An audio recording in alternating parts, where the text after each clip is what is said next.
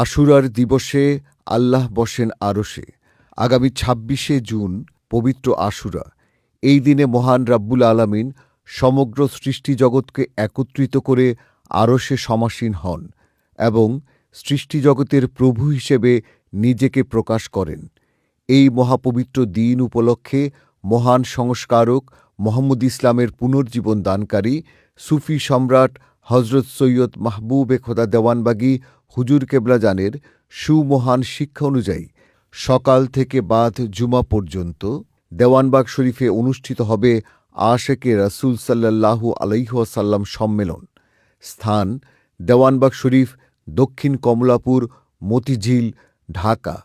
মোহাম্মদ ইসলামের সম্মানিত ইমামদ্বয় এই মহতী সম্মেলনে যোগদানের জন্য সমস্ত মুক্তিকামী ভাই ও বোনদের দাওয়াত করেছেন। আপনারা দলে দলে যোগদান করুন।